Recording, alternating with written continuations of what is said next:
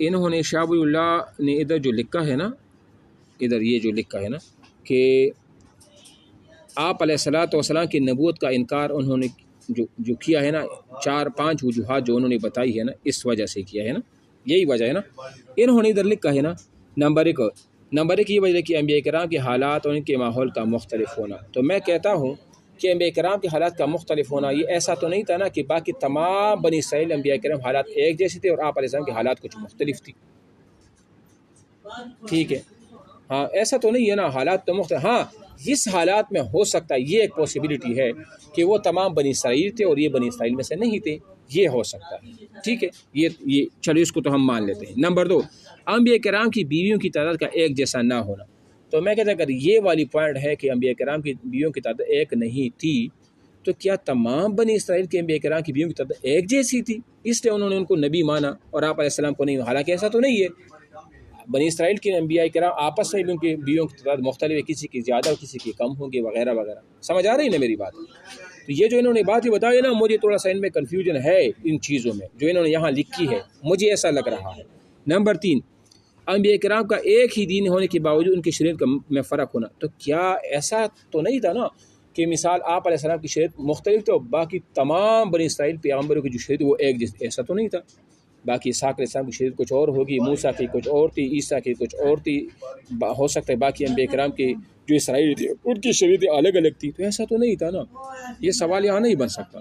Number 4، اللہ تعالیٰ کا مختلف نبیوں سے مختلف رویہ اختیار کرنا.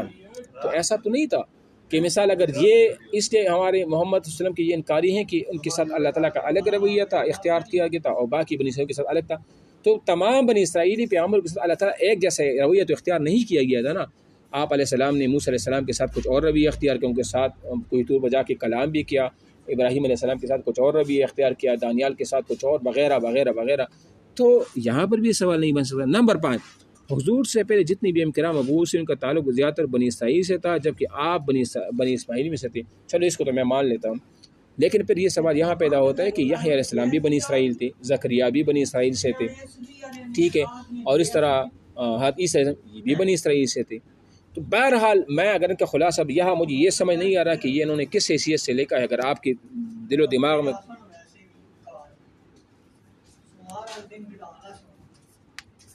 نہیں نا بیان تو اگر چلو ہم مان لیتے ہیں نا کہ ان کا بیان کر دیا گیا. اب یہ یہاں جو لکھا گیا ہے نا، اب ایسا بھی تو نہیں ہے نا، وہ ایک بندہ جب کسی چیز کا انکار کرتا ہے نا، وہ ایسا بھی تو نہیں ہوتا کہ جو ان کے اسباب ہوتے ہیں وہ ان کو بالکل پتہ ہی نہ ہو، ورنہ پھر تو وہ اس کو ذکر ہی نہ کرے، وہ ایک دو ٹوک الفاظ میں کہتے کہ ہم نہیں مانتے. ٹھیک ہے نا.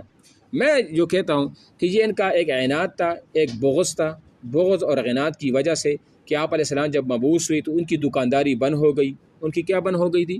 دکانداری بند ہو گئی تھی.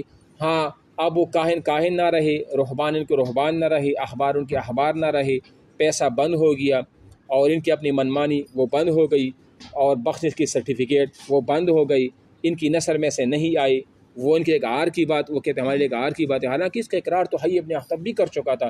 جیسے میں نے ابھی آپ کو بتا دیا کہ بنو قریظہ کے قیدیوں کو جب لایا گیا تو اس میں حی ابن اخطب بھی تھے، اور ان کا گلا جو ہے نا وہ گردن بھی ان کی اڑا دی گئی تھی. یہ وہ چیزیں اگر آپ اور آل اس کو دیکھیں نا مجموعی طور پر، تو یہ جو میں نے بات بتائی نا وہی چیز ہے. باقی ان شرائطوں کو دیکھ کر مجھے تو سمجھ نہیں آتا کہ انہوں نے جو شرائط یہاں لکھی ہے نا، یہ تو تمام بھی کرام میں تھی. آپ کیا مانتے ہو کہ یہ جو چیزیں تھی یہ بنی اسرائیل اور صرف آپ علیہ السلام میں کیا تھی، اس میں آپس میں کوئی تضاد وغیرہ تھا؟ بلکہ بنی اسرائیل کی آپس کے پیغمبروں میں بھی نہ تو ان کی بیویاں اتنی تھی کہ اگر ایک کی چار دوسری کی بھی چار، اگر ایک کی تین دوسری کی بھی تین، ایسا تو تھا ہی نہیں. اللہ کا رویہ جن کے ساتھ تھا وہ بھی تھوڑا سا الگ الگ تھا، ڈیفرنٹ تھا. ٹھیک ہے، یہ بھی تھا، ماحول ایک جیسا نہیں تھا، بیوی کی تعداد بھی ایک جیسی نہیں تھی، شریعت بھی ان کی الگ الگ تھی. تو پھر کون ایسی باتیں ہو رہی؟ سمجھ آ رہی ہے؟ اچھا.